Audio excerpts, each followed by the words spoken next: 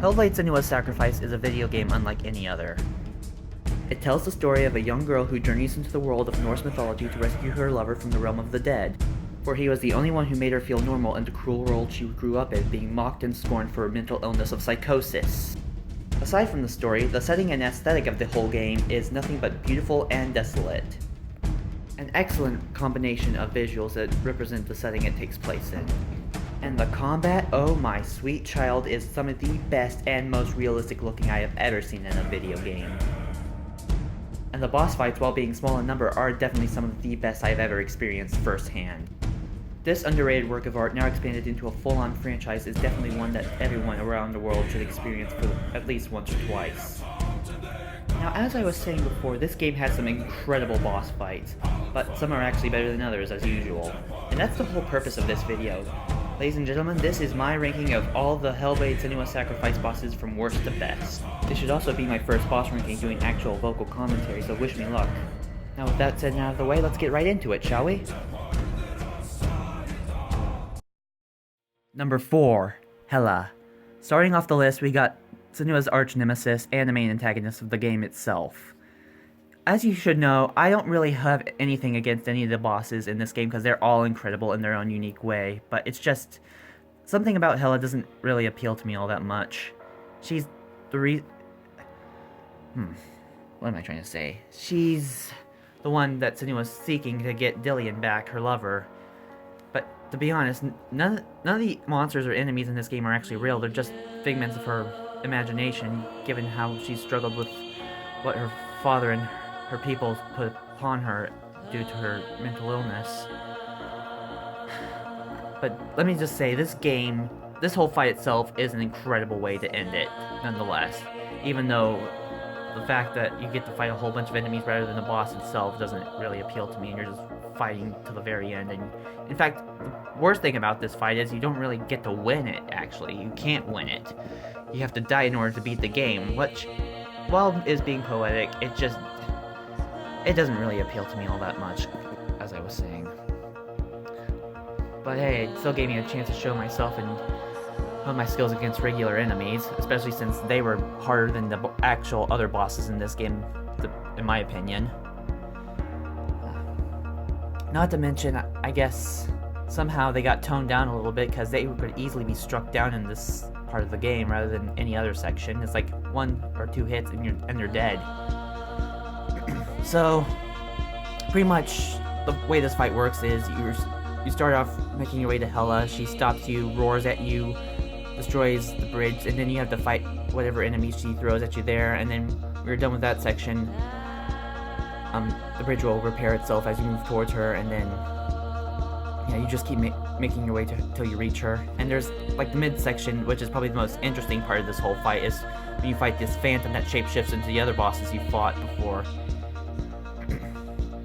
It also gives you a chance to try and make up for whatever lackluster skills you had against them the first time around if you didn't do too well with them, now that you know how to handle them.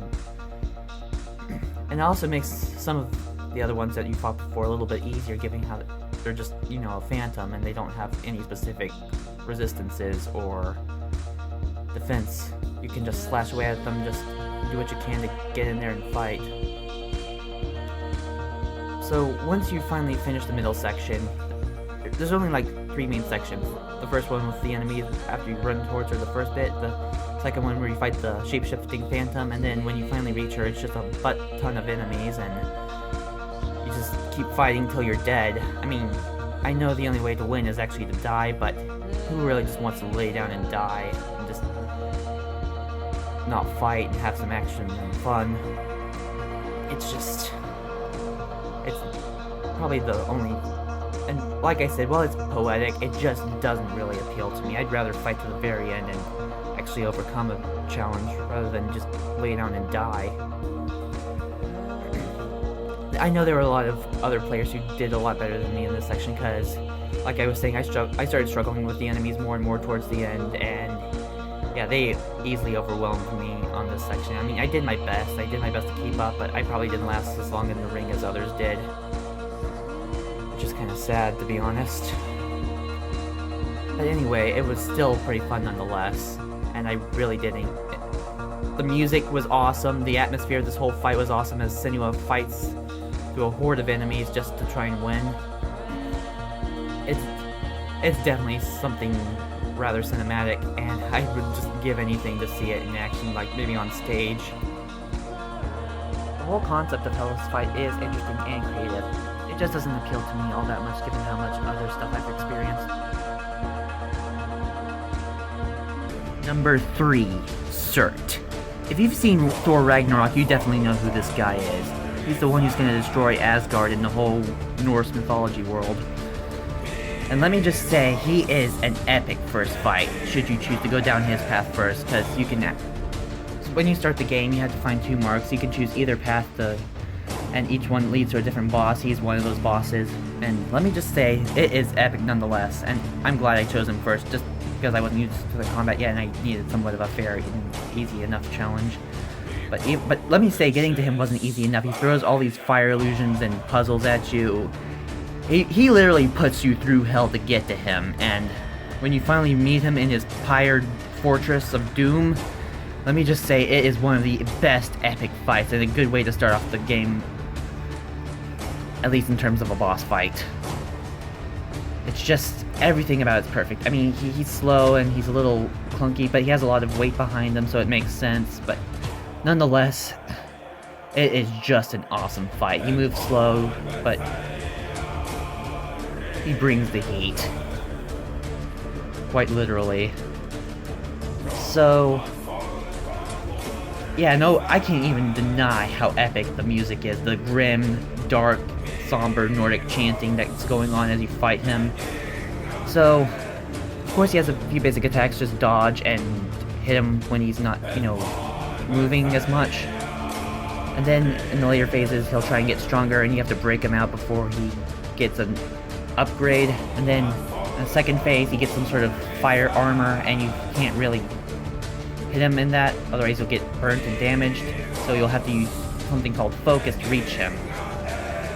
Let me just say, this is where I felt like a true badass. Somehow I was just mastering the combat all on my own. I'm glad I was, trying to memorize and pull off all these flashy sword tricks. It was awesome. And like I was saying, if you choose him first, he's definitely a great introduction to this game. And once you finally beat him, I guess the world's saved. I think. I hope.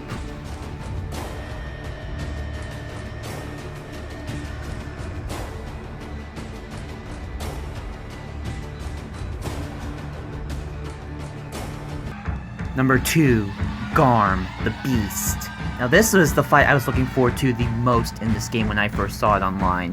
In fact, these bosses were the whole reason I wanted to try and get this game, as well as the whole realistic combat. So you're stuck in the Mountain of Hell, and this guy is pretty much Hell's guardian. He's like the Cerberus of the Norse world, and you can't really... He has a few tricks up his sleeve, some of which you can't really... you can't really step in the shadows, because if you do, he'll come out of nowhere and kill you. You have to have light on you no matter what. So either have a torch, or be near a flame, or be in sunlight, whatever. Just, that's all you need to do to stay safe until you get to the actual fight. And when you get to the actual fight, oh my god, it is probably the best Beast fight I have ever seen. Given how realistic the Beast moves and looks, well, it doesn't look anything realistic, because it looks like a dead, it looks like a giant dried up undead boar, even though Garm is supposed to be a wolf. But to be honest, according to the trivia, Garm is being perceived in this manner due to how Senua believes him to look, because, like I was saying, all these monsters, if I'm not mistaken, are in her mind, and given how she wasn't given a specific description of the beast, the first thing that came to mind was a beast that was probably from her homeland, most likely a boar, and which is why he looks this way. But this is probably the intense fight. The beast's heavy, almost incredibly fast-moving attacks, plus how realistic Senua fights in it, using heavy strikes as the only manner to damage it, as well as focus to unlock your full arsenal against it. It is just mind-blowing and breathtaking to watch. The only minor complaints I have are like this bullcrap charge he has. Like, he goes into the shadows and he comes out of nowhere, and you have to try and track him when you hear him breathing. in the darkness, and it's just not easy to do. He also has this full rear up slam down that catches you no matter where you are, even if you're not in front of it. It's like some sort of bullcrap Quake hitbox attack. Aside from that, this is actually a great fight. It's really intense. It's really... it really had me going. And of course you can stun the beast if you hit it hard enough or parry it enough times. It can be parried, but it is kind of hard given how it's an animal and it doesn't use an actual weapon. But to be honest, stunning it, in my opinion, just breaks up the flow of the fight and the intensity as Senua fights against it. Also, it breeds darkness and you're caught in this red afterglow effect. It's really intense. It's like watching some sort of cinematic epic encounter on TV or something like that. Like, it's like something you'd see in live action or something like that. And it's still... It's just mind-blowing how they brought it to life here. In the second stage, I think he shrinks the light that you fight him in, like the little spot of light that's surrounding you. It's the only area where he's visible and vulnerable, so that's the only area you can strike him in. So he'll shrink that to try and catch you off guard. But you can get through... While this fight is pretty tough, you can get through it pretty quickly if you know what you're doing. And luckily for me, I had enough time to study it, and yeah, it was really, really awesome. The best boss in all of Hellblade: Senua's Sacrifice is none other than Valravn, the first boss in the whole game, according to how developers decide to structure it.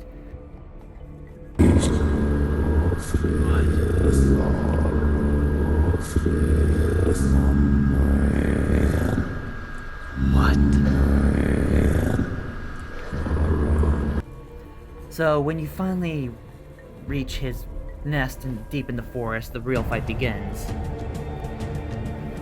I mean, you encounter him several times up until this point. Like, you see him, he's singing, he's using his illusions on you, he's also guiding you towards him, which is interesting enough. It's like he wants you to fight him, he's willing to accept your fight. And even though it's rather complex for a first boss fight, it definitely is one worth remembering. It's probably... The reason I like this fight so much is because how well balanced it is, and it's just... Though there are some bits that break up the flow, like in the intermission sections where you fight lesser enemies, I think this is the only thing that could have been done a little bit better, just, you know, having like different enemies during that, like moved as fast as he did, like Valravn illusions that you had to dodge or use focus to get out of, and then he comes back, just, you know, defend against till he comes back.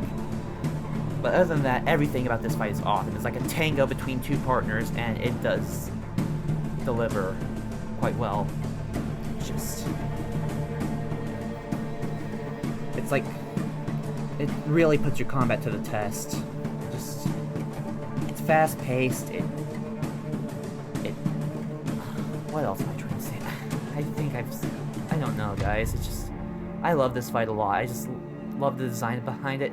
Oh, also you should know that Valravn isn't really a Norse monster. He's Danish, actually. According to legends, he is a raven who drank the blood of a fallen king and turned into what you see here, and the only way to lift the curse is to drink the blood of a young boy. Really spooky stuff. Apparently it was also revised... Not revised, it was put into a different concept in the YouTube comment I read. It was just like a man who became this being, and the only way to break it was to drink the blood of a young boy.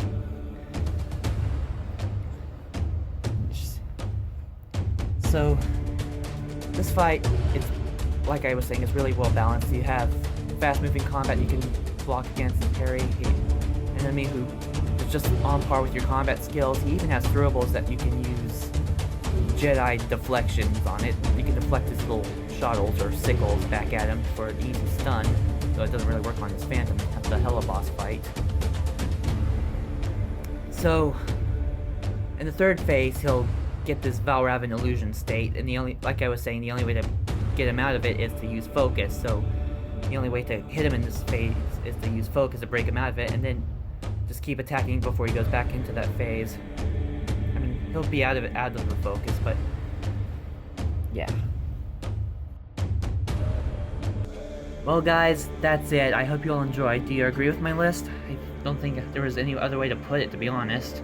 And who knows, like I was saying in the intro, there was going to be another game. So who knows, there might be like one more after that as well. So coming up next, we got Senua Saga later this year when the next generation launches.